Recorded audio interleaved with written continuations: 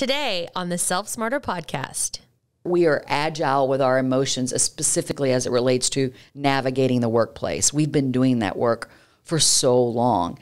However, for me, navigating the emotional impact of not running a business day to day and knowing, again, my heart filled with joy and gratitude and being so proud of you and the team didn't erase the fact that, well, what's my role? And how am I going to feel about this new role? And who's Danelle Career 3.0? Like, what does that look like? And I had not prepared myself in a way to be nimble enough to even start thinking about that. Hi, we're Danelle and Megan, the hosts of this conversation-centric podcast for leaders seeking to be better every day. Whether you choose to be a leader in the workplace, at home, or in your community, we believe the most effective leaders are equipped to not only be self-starters, but self-smarter. Hello, and welcome to Self Smarter. I'm Megan, and this is my very agile co-host, Danelle. Hello, everyone. So it's so interesting because this episode title wasn't on our content calendar 3 weeks ago. It's just recently popped up. And to my surprise, you've been researching and sending me and Jordan like all this stuff. Emotional agility. Yes. And then poof, here we are today. And we're going to be talking about emotional agility. So why now, Danelle? Well, I get super excited when I find something that to me is a missing piece to our puzzle or the next step in our journey. I think that's a better way to say it. And I got so excited about this. And as I recently mentioned, I re-entered therapy. And this time around, I chose a very specific type of therapy called neuropsychology. I'm working with a neuropsychologist. And so basically, in a nutshell, that's basically taking my emotions and my feelings and the study of how that intersects with our bodies and like our physical being. Got it. And I'm sure there's much more of an eloquent definition out there, so please look it up. But I'm pretty excited about it. I'm learning so much about not only my emotions, but also how that affects my mind and body. So that's amazing. It's fascinating. Talk about taking Self Smarter to the next level. Well, it was time. It was time. I love it. I didn't even think about that until just now, but yay. Yes. So on that note, you had, full disclosure, you had therapy yesterday. I did. Okay. And after the therapy session, we got on the phone and I said, how's it going? How'd it go? Because I'm curious. I'm really, honestly, I do appreciate you. I know you care about me, and I do. I love it when you ask, because if I don't talk about it, you might want to wait a day or two, but you know that I'm excited about it. Totally. Well, yeah, because you said, call me when you can, or are you ready to chat? And so I knew that was a good invite. So, but here's the deal. Here's what I wasn't prepared for was your slight casual drop of rocks. Like you mentioned rocks a couple of times, like it's part of the therapy session. And then I neglected in my 9 self, like I'll just put that on the back burner for now. So now I'd love to put you on the spot and find out more about what was the deal with the rocks. So, you said you were stacking rocks yesterday. Oh, okay. Well, I wasn't. Okay.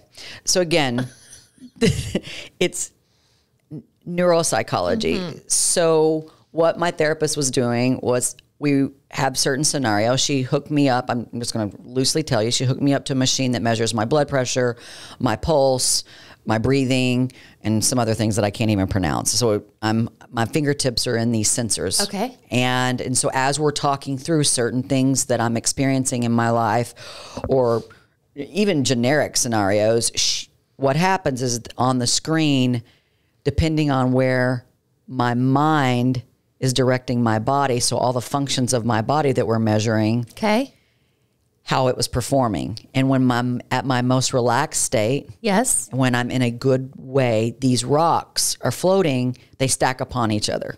So it's not like a little rock. No. Oh my God.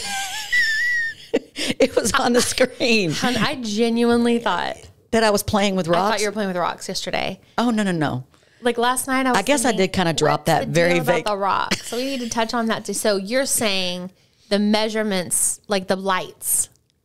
No, it's too hard to explain. There are no rocks in your hand. There are no rocks in my hand. Basically, that's really all I need to know. My therapist was measuring how my mind impacts the vitals in my body and giving me, and there was a game that basically where these rocks float, and then until you relax, they don't stack appropriately. Got it. That's the genesis of it. And it was so amazing to me. So now I'm probably reflecting back on that. That was a bit of a vague, odd thing to throw your way. You're like, and the rocks, and they were floating. And I was like, well, this sounds like some next level therapy. And on that note, David, let's run the commercial. Before we start, let me just say that I don't know how we'd make it a day at our company without the help of our trusty IT services partner. Moby Systems has been our IT partner for years, and they keep us connected when computers crash and networks go haywire. The team at Moby is super helpful and understanding of people who don't know what the heck to do when equipment goes south. What I know for sure is that without them, we wouldn't be able to run our business as seamlessly as we do. With Moby Systems in your corner, you have peace of mind that they keep an eye on your company and its IT assets. We're offering our listeners a huge bonus to sign up with Moby Systems. Here's the deal. Our listeners will get their first month's service absolutely free, along with additional goodies. For more information, please visit mobysystems.com. That's MOBE systems.com. And be sure to mention Self Smarter for your first month free. All right. So now we're all really interested in this emotional agility because we've talked about rocks. We've talked about you being hooked up to machinery and measuring things about your body and as it equates to your emotional health. So will you kick us off with a definition of emotional agility? I will. But first of all, listeners, don't jump off and think we're headed down some wayward way. What? So let's talk more. Yeah, here's one of the things, and we talked about this a lot on this podcast since the genesis of what we've been going through the last 8 to 10 years as we continue to be on the path to become self-smarter, is that I became very conscious that in order to be self-smarter, we have to, first of all, be knowledgeable, because I think there's a lot of talk about, you got to be self-aware. You got to be self-aware. And we were saying that all the time. And what we realized, at least here at DMA, and then this certainly played into our personal lives as well, is that you got to know yourself first. Right. You have to know how you're wired, what your motives are, what your desires are, and your communication styles, what your strengths are, what your derailers are. So all these assessments, the books, the things that you can learn about yourself, I mean, even in therapy in some cases, knowledge precedes awareness. So what we learned is the nuance between knowledge and awareness is I know myself. So I'm in this situation with this person. This is happening. I'm aware that can be a trigger for whatever. I'm aware that in this moment, I have a strength of empathy. I can listen to this person. Not always the best listener, but I'm working on it because I'm knowledgeable about that. And I've been practicing the art of listening so I can show up in a way. So there's a correlation between knowledge and awareness. And as we've been very open about on this podcast, I'm going through significant seasons of change in my life. I turned 50. My daughter graduated. I have worked for 2 years to transition the day-to-day operations of this business, and essentially you and the leadership team are now running the company. So there's that significant change. And I had found myself knowing those things were coming. I knew I was turning 50. Yeah. I knew when Matthew was graduated. Yes. And I was so proud and so happy for the day that we could get to the point to where, you and the team could have the opportunity to run this business that you helped build. So it's like I knew these things were coming. And so I just assumed, because I know myself, because I'm aware of the circumstances and the season headed my way, that I would be prepared to navigate it as I have other seasons. And this isn't like another season. No, it's not like it at all. And so during one of my very first therapy sessions, the therapist said to me, we need to learn to be a bit more agile because even though you do know yourself, we have to be in a position to maneuver a season that you haven't been through before or a circumstance. And there's other things going on in all of our lives all the time. And for me, it was just a lot of significant change. And I found myself not being able to navigate that. And so negative things started to manifest in myself, in my thoughts, and the way I was interacting with others. And that was not acceptable to me. So one of the things that she says was agile. And so it got me thinking, what is out there on agility? And I started to think about emotional agility. And of course, I was on a walk, got home, Googled, and lo and behold, there's a whole topic being studied out there and being talked about around emotional agility. And I got so giddy. It was like the first time when we found Brene Brown or anything else that we get so excited about on this podcast. And so, so that's the genesis of what led me to start to research that makes perfect emotional agility. And then to my excitement, there's a lot for us to learn, and I wanted us to learn it together with our podcast listeners. Awesome. And so the definition in short is emotional agility is the ability to be flexible with one's thoughts and feelings in order to have an optimal response to many different situations we can find ourselves in every day. Okay. And I think in some cases we have been extremely emotional. We are agile with our emotions, specifically as it relates to navigating the workplace. We've been doing that work for so long. However, for me, navigating the emotional impact of not running a business day to day and knowing, again, my heart filled with joy and gratitude and being so proud of you and the team didn't erase the fact that, well, what's my role?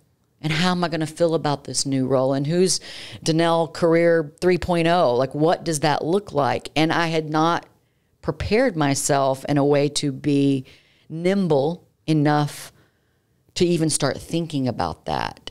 And I found myself, bringing up kind of some old behaviors of mine that were not healthy relative. And so I was so excited again to see that there's already such great content out there. And I also started to realize really quick why this is important for leaders. Yes. Because I'm experiencing the need for emotional agility personally and professionally. And there's a book out there called Emotional Agility, and Susan David's the author. And she points out that as leaders in this instance, we seek to have control. So we tend to suppress negative feelings especially in the corporate realm. Mm-hmm. And what this does is it creates an unhealthy pattern of suppression tactics used that create negative emotions. Mm-hmm. And that's what I just described. Mm-hmm. So what I was doing was I was suppressing negative feelings because I felt so happy and so proud that we have prepared this business for such a smooth and successful transition of leadership from in the day-to-day. But I was suppressing that I was feeling a little bit lost. Yeah. And that I was having a little bit of an identity struggle. Mm-hmm. And leaning into that, I realized that that's completely normal, A, first and foremost. B, that if I can learn to maneuver things a little bit better, and in this instance is exactly what I needed to do. And what she goes on to say is what emotional agility allows us to do is to help us recognize what we're feeling. Yeah. And I was fighting it. Mm-hmm. And then understand what it is. And to not be driven by that, but be more intentional. So ultimately we close the gap between the things we're trying to do and the outcomes. And in this example that we're using for our listeners, I don't have it all figured out right now. Yeah. But that's part of the agility, right? Is being nimble enough to say, I'm feeling this way, and that's okay. What is it? What is it? Naming it and providing it to the table to sit down with us here. Yes, yes. And then to be able to, to be able to put it into a context to where I can move a step forward. Now, this example is kind of a large life change, but we're starting to see it now. I mean, I'm looking around and I see it everywhere. I see someone's ability. obviously we've been talking about this topic for a couple of weeks, and you gave me a perfect example of applying emotion, helping someone identify in a moment when they needed to be a little bit more agile. And that they needed to think about the situation a little bit differently than the way that they've probably solved it many times before.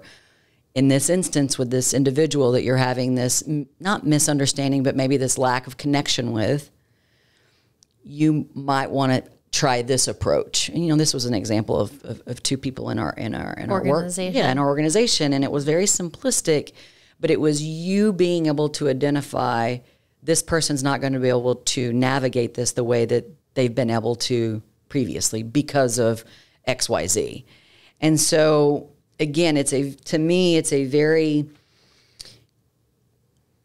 easy notion to understand because it's not it's like, yeah, you got to be emotionally agile. Yeah, you've got to be able to navigate different scenarios. Sounds so easy to say But to me, it was the next, part of the path that we've been on. Yes. So self-knowledge, yes. Learn yourself and learn others. Yes.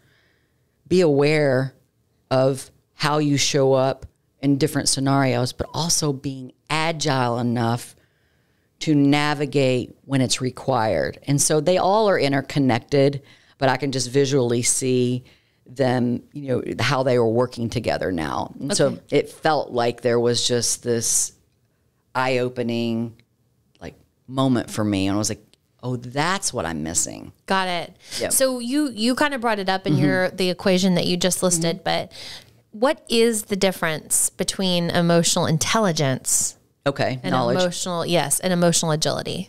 Okay, that's a great question. And emotional intelligence refers to the ability to read the emotional and interpersonal needs of a situation. Okay.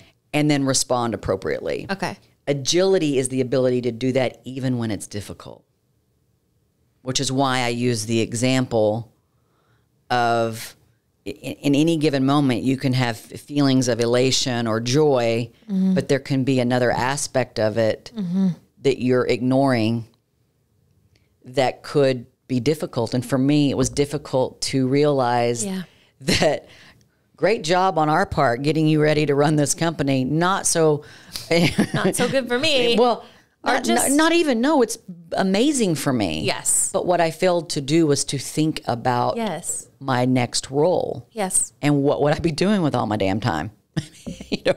I put all my efforts into making sure that you were on a path to success. I mean, you're the one that has to make it successful with the team. But at the end of the day, that's what I failed to realize. And then I found myself in a bit of a moment of feeling lost. And so I like that, the intelligence is what we know to be true about our emotions or what we're feeling.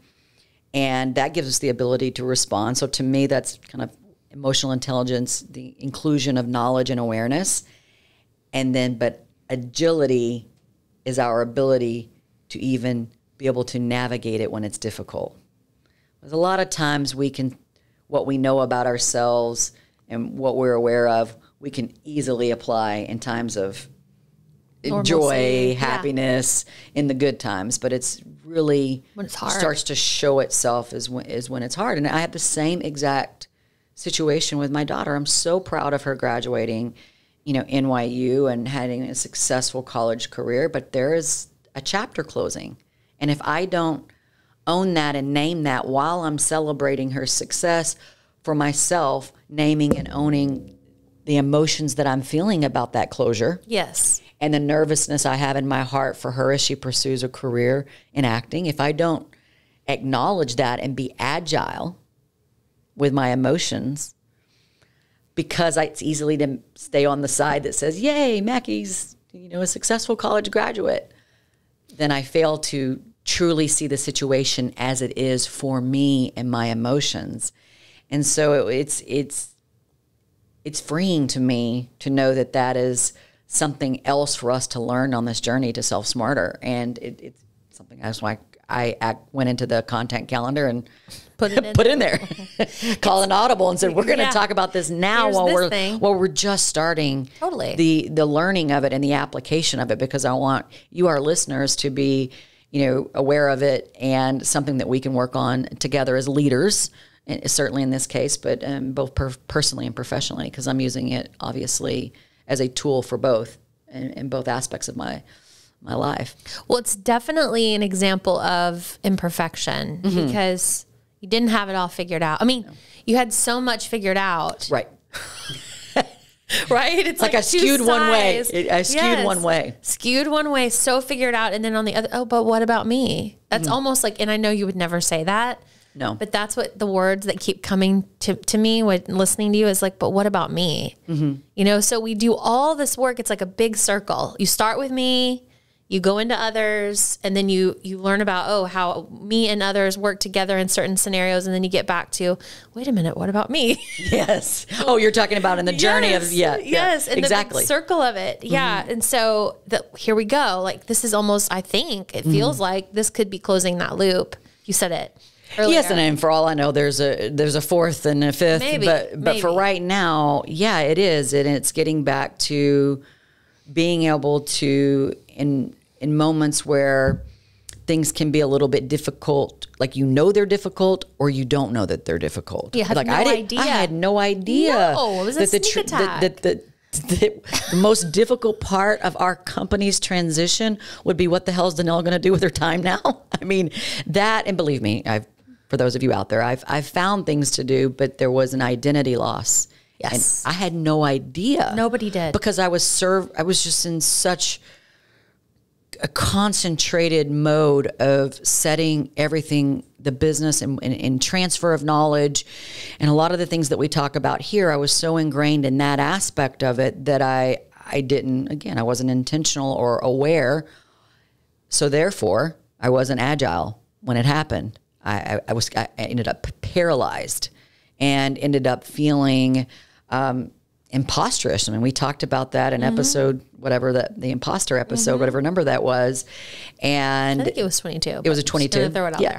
It's easy to find, but it was a surprise. And so, but I'm grateful now because it's led us to a greater learning and understanding. And it's a bit vulnerable to talk about, but it's also something that I think can really, really help us and certainly our listeners and the leaders out there in both work and in their personal lives. So let's talk about work. You mentioned, we've talked personally, and I think this is important for everybody. It's like the dark underbelly of all the good things that you're doing, and then the flip side of that. So why is that important to businesses?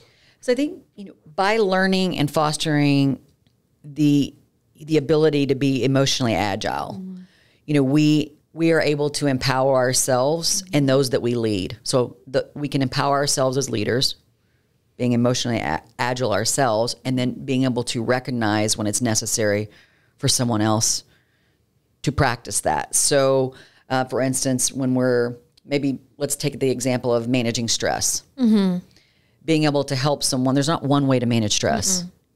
And stress presents itself in different ways. So there could be a circumstance where you didn't feel a bit of anxiety in one situation. There could be another situation weeks later that almost mirrors that exactly, but you're feeling this anxiety around it. There could be a number of reasons for that. That's where emotional agility comes in. And so I think as leaders, we need to be able to, first and foremost, learn the practice of this ourselves and being aware of it. And then also being able to help others be in that moment too, to recognize it, and then to be able to adjust and do the adjustments that we need to do to be able to emotionally handle whatever situations come our way. And then it also, what I think it's rooted in is having a realistic and healthy perspective. Because a lot of it's mindset. A lot of the work that we do in leadership is changing our mindset around something. We talked a lot about that in the imposter syndrome episode, and certainly in the imperfection episode. It's a mindset. Most of this work is us changing the way we see, think, or feel about a particular scenario or something about ourselves. And instead of hiding or being ashamed that we feel a certain way, is just to own it, name it, and you free yourself up to show up as your best, most authentic self. So in a lot of ways, emotional agility is about imperfection. It's about being a servant leader, a lot of times to yourself. Yeah. First and foremost, but certainly to others. And if we're going to serve others in a way, we need to be able to be equipped to understand when we need to be more fluid with what we're feeling and being in a space where we can open up to those exact feelings. So, yep. And I think Susan David describes this as essential skills for the complex modern workplace. Yeah, I mean, if there's a workplace out there that's not complex, that's where I want to go spend my my next chapter. Well, we can just create it, right? But the truth is, and so walk through this scenario with me, because like when I'm thinking about agility around, like what do I have to be agile around? Okay, and I wrote this down so people who are watching this can see that I'm reading this. I don't want to hide that. The expectation of leaders today is to meet goals monetarily, build better products, come up with better ideas, shape progress in people's professional lives in terms of development, while ultimately sparking change in the world and building a healthy organization. And if that's true, and I think it is, how in the hell do we expect people to be able to do all of this and manage all the stuff we have going on personally? Like, what? I know. It seems emotionally and mentally impossible. I mean, well, I think it's funny that you just read the job description I wrote for you as president. Here's what I expect you to do. No, I mean, I thought it was funny that you put this in there, and when we were prepping, but it's honest, it's the truth. Yeah. The expectations of the business itself. Like what it takes now to run a business. Yes. And that's dealing with all of the micro and all the macroeconomic, all of the things that we can't control. Yeah. Well, I mean, generally we can't control everything that can impact a business today, but we have to deal with that. We have to deal with the human component, which we all know is the hardest part. And we're expected to make this incredible impact on the world with the work that we do. I mean, it is a lot. It's a lot. And you know, she didn't present it in the way that you did, but it's the same. She does talk about that without us being able to be agile, we're not going to be able to navigate these expectations and these barriers that we have to overcome, some of which we can control and some of which we can't, that if we're not emotionally agile, we're going to be emotionally crippled. For sure. Whether we're recognizing it or not, which is, again, why I'm doing neuropsychology. That's right. Because I wasn't aware of how my emotions were impacting literally physical vitals in my body. And so that can lead to all kinds of problematic health issues down the road. No different than just sitting down and eating candy bars all day is going to lead to a problem at some point. Yes. And so I would say that you named this, you know, in a bit of a sarcastic way, but it's the reality. And the more we choose to show up as leaders and the responsibility, whatever stage that you're in, it can feel overwhelming at times, which is why we need to give ourselves the grace and the compassion to be able to navigate things not always in the same manner. Yes. And to realize, as Brene teaches us in Atlas of the Heart, there's more than 3 emotions that we have, even though, you know, over 15,000 people were only able. Sad, angry. Yeah, that's all the emotions that came out of a study of over 15,000 people, is that we possess 3 emotions when there's countless. And in her book, Atlas of the Heart, you know, there's 87 emotions that you can study. And we have a great previous episode that covers that. So the good news is that Susan gives some very practical, Susan David, this author, gives some very practical steps that we can use to navigate emotional agility. And they're, again, very practical. And step 1, show up. And we talked about it, is acknowledging the emotions and the stresses as they occur, and to not dwell on them and to learn from them and ask yourself questions like, what am I feeling right now? You know, what does that say about my values? And in what she says is an emotionally agile person is able to recognize their feelings with, this is very important, self-compassion and understanding. And I'm historically someone who can be extremely hard on myself.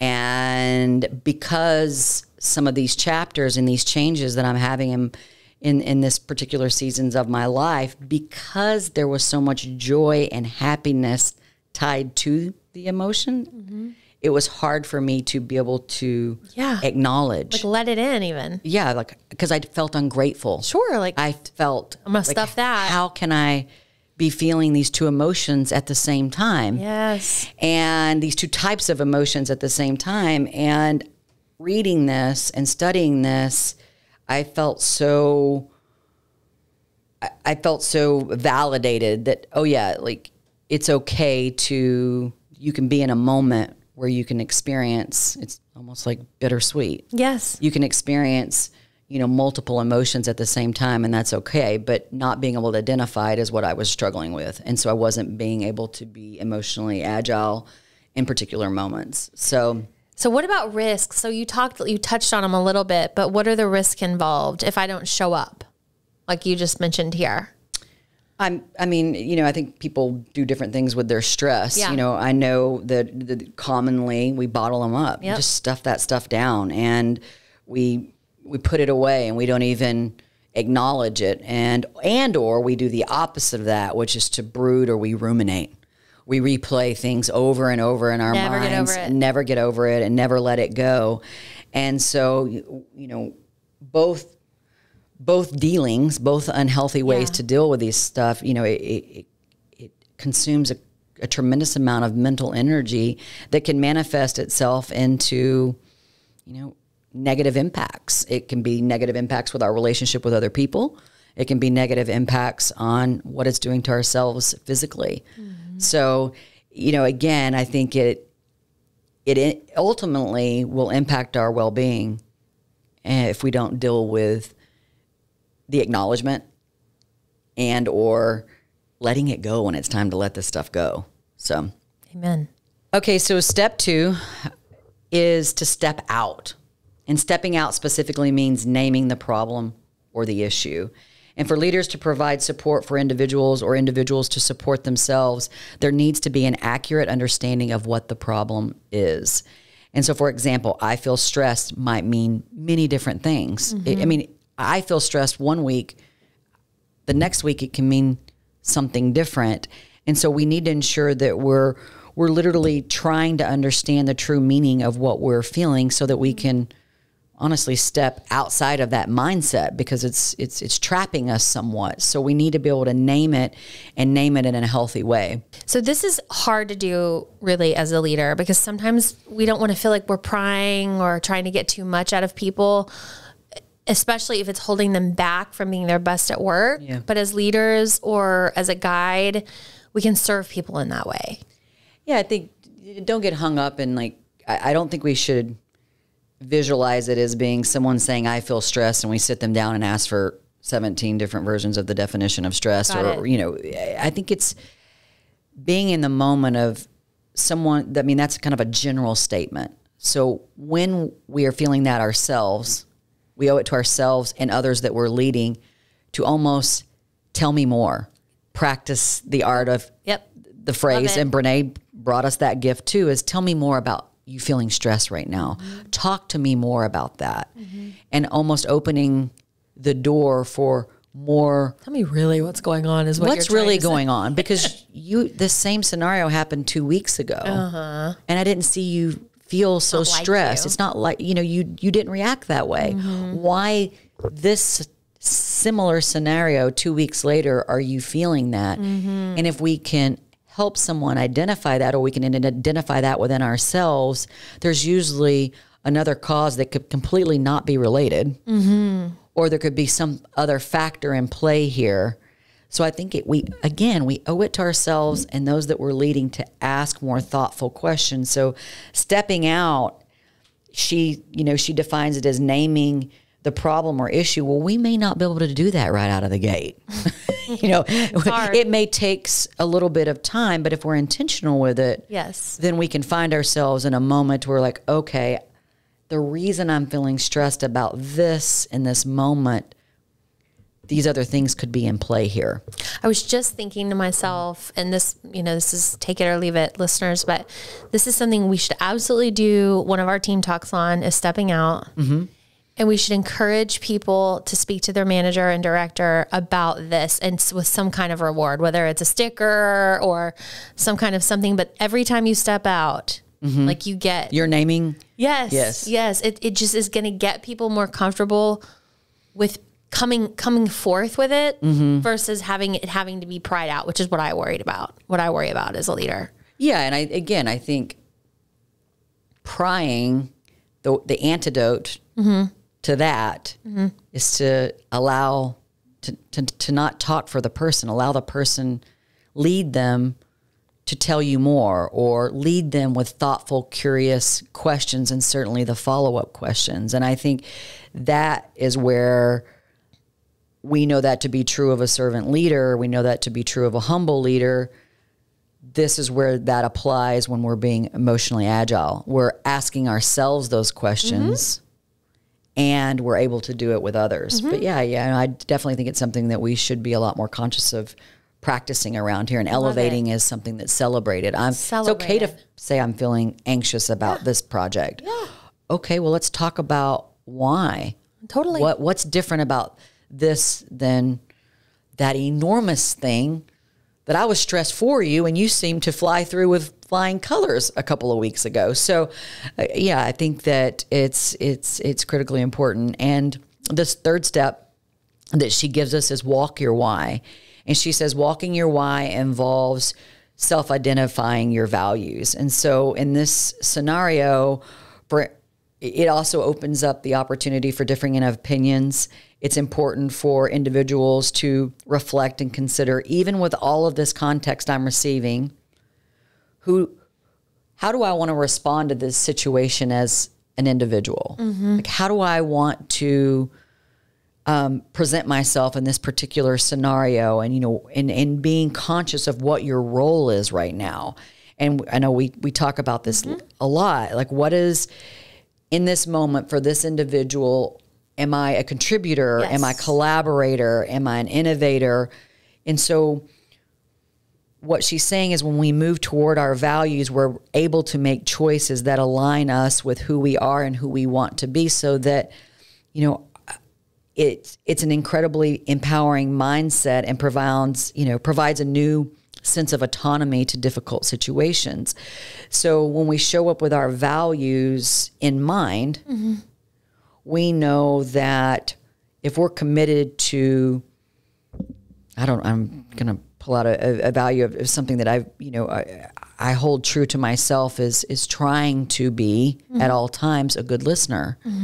And that's something that it's a value of mine, and it is something I'm constantly working towards, because listening is, again, we need to have a whole episode on just listening, but listening, I've learned, is not always equal to understanding. Right. Okay. So I know that in a lot of cases, I want to show up as a good listener. Okay. Then in this particular instance, how am I best to show up in that way using that value? It's to understand. Am I a contributor? Am I a collaborator? Am I a solutions provider in this moment? Am I just simply a teacher? Because if the audience that I'm serving, or the person I'm serving in that particular moment, if they need me to teach, that doesn't mean be quiet. That means teach and ask questions, or that means to invite someone into a different understanding or an expanded understanding. And so again, it's using your values to understand how you want to be present in any given moment. Right. We didn't name it this way. We didn't call it walk your why. Like, we didn't define it that way. But what you started doing here was you would say, okay, right now I'm talking to you as your CEO, versus, okay, right now I'm talking to you as your owner, because you've talked about it on another episode that your owner Enneagram type is a 7-8. And your your CEO is Enneagram 7 wing 6. Flip. Oh, it's the flipped. opposite. Okay. It's the opposite because as an owner, I have a very strong 6 wing because of caution. Yes. And preparedness, all the positive aspects of the 6, and then some of the not so positives. The 7 wing 8 is about, it's growth and sales and there's different. It's that protection. Again, it's the attributes of both can come out. But once I learned what my Enneagram type was, and then these 2 very different specific roles, they're all in my title like they're one thing. That's right. But an owner and a CEO are 2 very different roles. And I had to learn that about myself because a lot of times I wasn't showing up as the best version of a CEO or as a leader of an organization. We were confused. Yeah, where people needed to connect with me because I was fearful over here about something that owners get fearful about, whatever it might be. But once you said it, then we could swallow the value system of the difference between the CEO and the owner. Correct. And then we can be more thoughtful in our approach to you. So that notion of what role am I playing in this conversation? And as long as everybody understands the values, then everything should be okay. But so then the onus really is on you, the listener, me, you, to tell everybody like, here are my values, here are my expectations, and here's what I want you to hear next, and here's how I want you to lean into this. We do this also with clients. Sometimes our clients want to be directed, sometimes they want to direct, and it can change within 2 sentences of a conversation. And so that's something that we're actively, the team doesn't necessarily work with you as closely as I do or the other leadership team members do on the CEO and the owner, but they certainly can understand a client they hear them make that distinction and they're like, wait a minute, that sounds different. And I'm like, yeah, because no longer are we being directed. We're directing. Like they want you to give a recommendation here, Yes. So it's all learning those types of things, but I'm just excited because step 3, I feel like we're practicing. Yeah, I do. I think, I think we've been committed to it, as an organization as whole, as what you just described.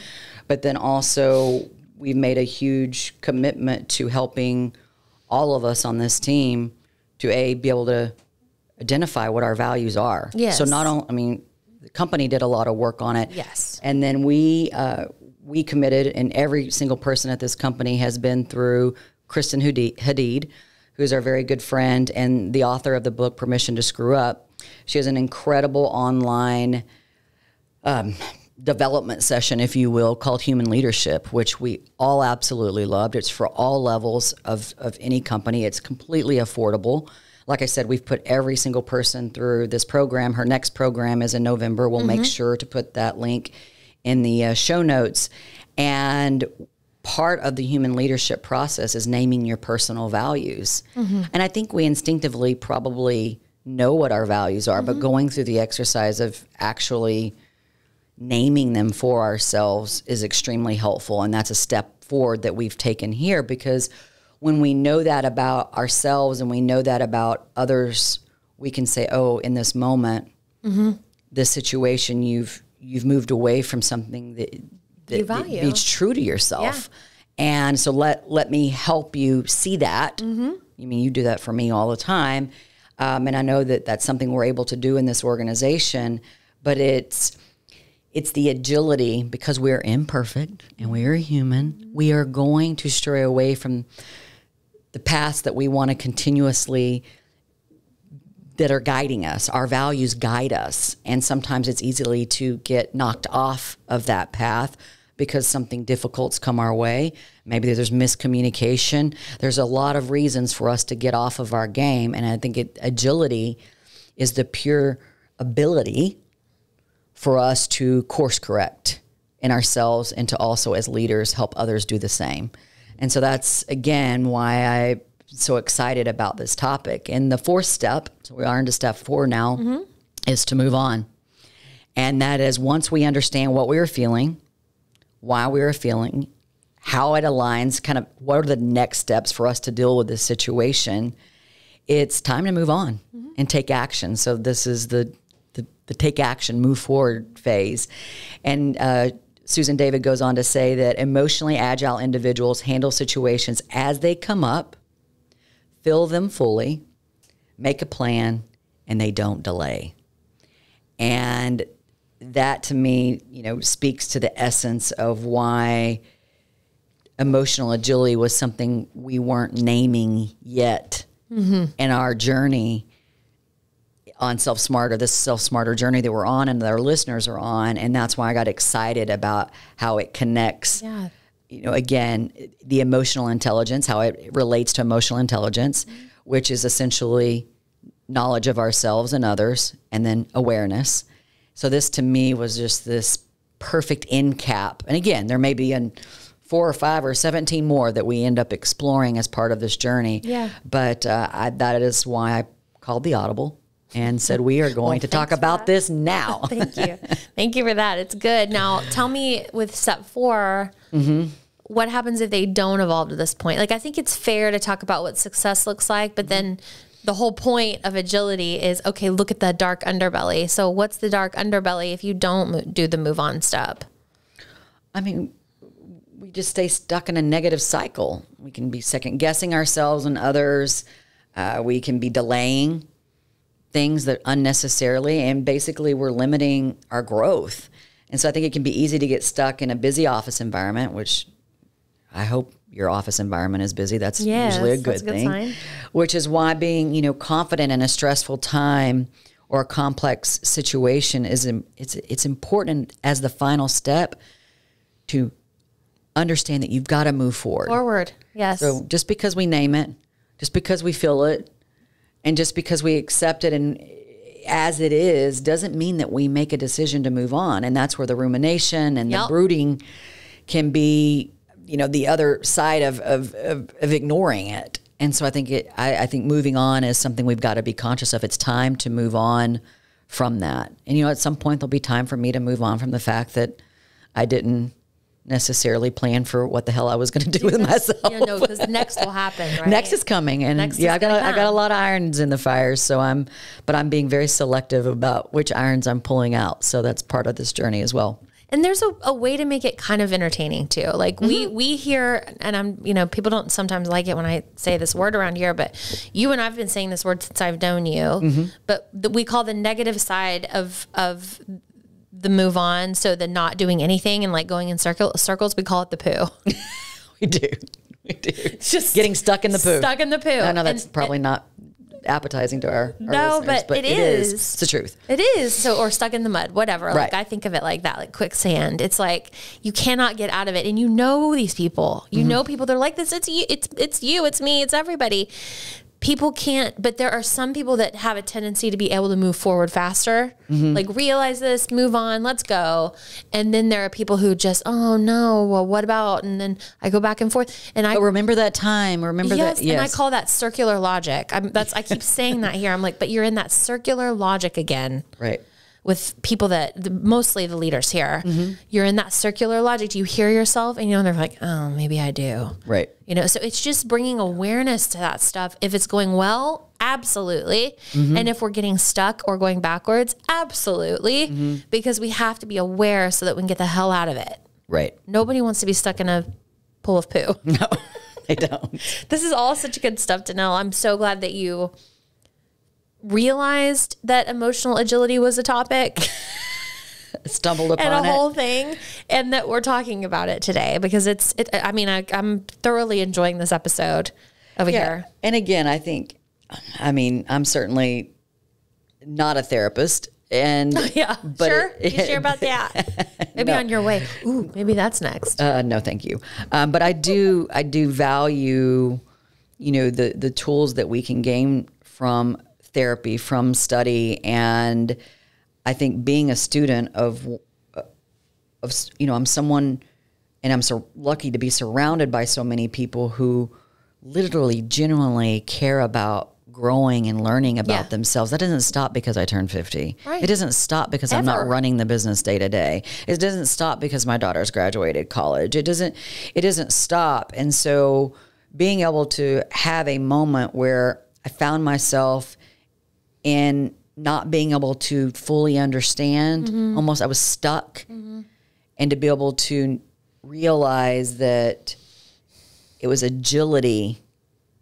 And I don't have to go back to the drawing board, right? You know, I am who I mean. I'm knowledgeable about myself. I am aware. I can be unaware at times, for sure. But to be able to know and have these simplistic tools, they're almost reminders in so many ways, to be agile with emotions was just a big eye opener for me, and something that I'm super excited about. Great. Well, I see me in it. I see you in it. I see this organization in it. And certainly for our listeners, if they're here and they're worried about Self Smarter, then this is good stuff. So listeners, do you have more thoughts on emotional agility? I'd like for you to just DM us on Instagram or Facebook. We're here to get real with you and talk about this hard stuff. This is hard stuff. And even if we aren't therapists yet, know that we are leaders that are likely going through what you're going through every day as well. So let's be friends with one another. Okay, let's transition to music moment. So speaking of someone who exhibits healthy emotional agility, I thought it would be good to talk about Miss Adele, which we love talking about Adele. We do.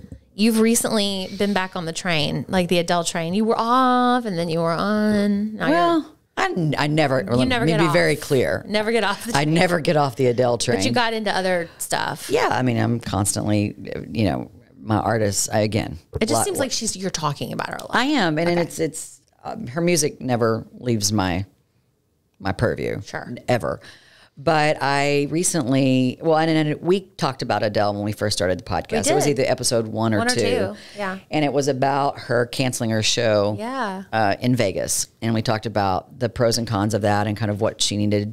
You know, basically she was having a Self-Smarter moment or she wasn't. You know, that's up to her to decide. Right. That's it was either agility. It was either a good thing or it was a lesson. And you know, and again, and wherever she lands with that, she lands. But I was thinking, man, there's so much good to talk about Adele. And we kind of went out of the gate talking about that particular instance because it was a great example of Self-Smarter. And I stumbled upon, it wasn't a documentary, but it was one of those shows that kind of pieces together an artist's journey.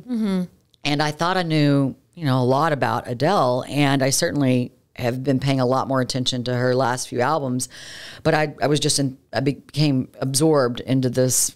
Again, it wasn't a documentary, it's an informational, I don't know, hour and a half show, piece on Adele. And what I learned a lot about her early beginnings. And so there was this moment that she talks about that was not so Self-Smarter, it turns out. So when Adele's first album came out in 2008, so it titled 19. Yes. That's kind of what put her on the map. It was her first studio album. And so it found early success. And some of that success are obviously in the UK, there was success with the album, but then also here in the US. And she was offered to come and do a tour to celebrate her first album in the US. And she chose not to do the tour because of a boyfriend. Okay. So she wanted to stay in Europe. Man. A real gutsy move. And she talks about it openly now that I made this call to stay in the UK with a boyfriend rather than to tour with my first album that, by the way, it was, you know, getting play and climbing the charts. Yes. And so she just talks about how that wasn't her. She was like, I was so ungrateful. And she talks about the lessons that she learned from that. And I had never heard that story. But what I also didn't know about that story, and that's the album where Chasing Pavements and we're seeing Rolling in the Deep. I think Rolling in the Deep was the second album. It was 21, which is ironic because this boyfriend that she left or she chose not to go do the tour on because of the one she ended up writing the album 21 about. Yeah, which is a great album. Great album.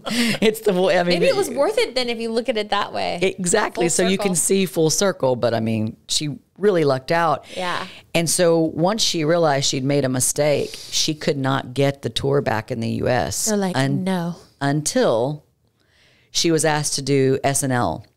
She was asked to be the musical performer on SNL, and as luck would have it, or not, as luck would have it, it would be the episode where it was in 2008, so during the presidential campaign where Sarah Palin was running for vice president. It was the episode where she comes on to SNL with Tina Fey playing her as the character.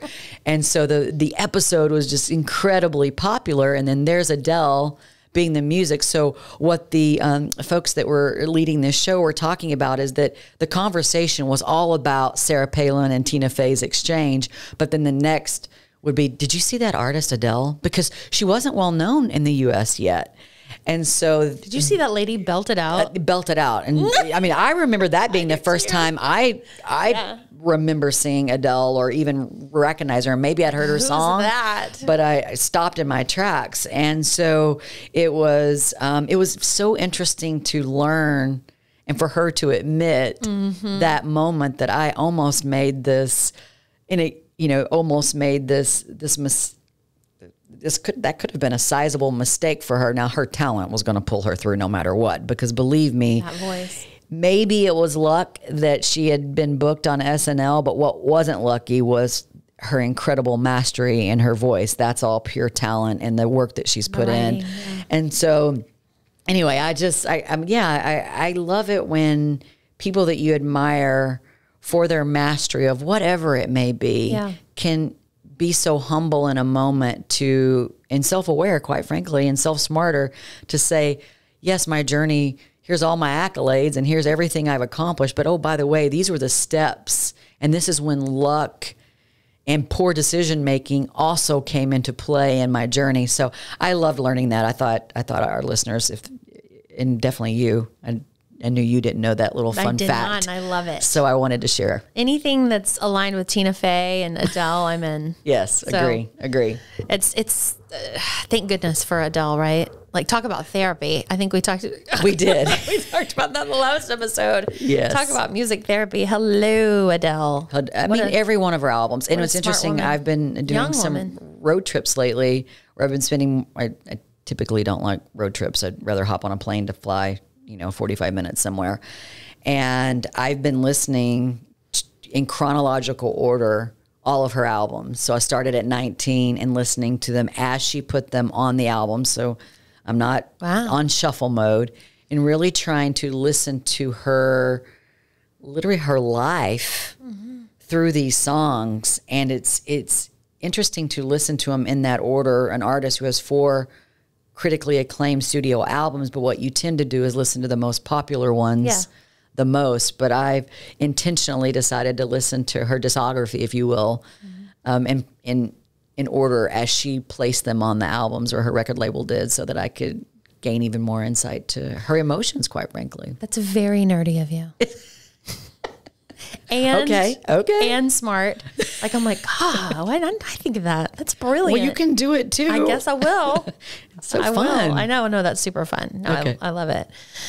All right, everybody. Thank you for hanging around and listening to us chat about emotional agility, which is a lot, but it is super important. Actually, I don't think it's a lot. I think it kind of is. You kind of, because you're new to it. Yeah, I guess. I guess I've been at it for a couple of weeks now, and I'm feeling it. Hot on the case. Yes, but I'm feeling it, and I'm feeling empowered by it. So, listeners, it may be a minute until you start to see it for yourself and start to feel it for yourself. But that was my intent of really wanting to elevate this topic before maybe we were quite ready. Yeah. I want this podcast to be not only about what we personally have experienced and professionally experienced, but I also want it to be about the things that we're in the moment learning about in this journey of life that we're on as these human leaders and self-smarter people. So thank you. Thank you for having that foresight and vision. Appreciate it. Check out the show notes. We're going to have some important links in there to make this very easy topic very digestible for you. Even more digestible. But until next week, we send you into the week with grateful hearts. Goodbye, everyone. As always, you can connect with us on Instagram and Facebook at Self Smarter Podcasts. You can also leave a rating or review if you enjoyed what you heard today. Not only does this mean so much to us, but it also helps other leaders and future leaders find our community. Thank you for taking time out of your day to join us in becoming self-smarter. This podcast is produced by Snacks Media, and music is from a free platform. Well, that is until Brandy Carlisle reaches out to us to write the original score for our podcast. Friends, have a great rest of your day.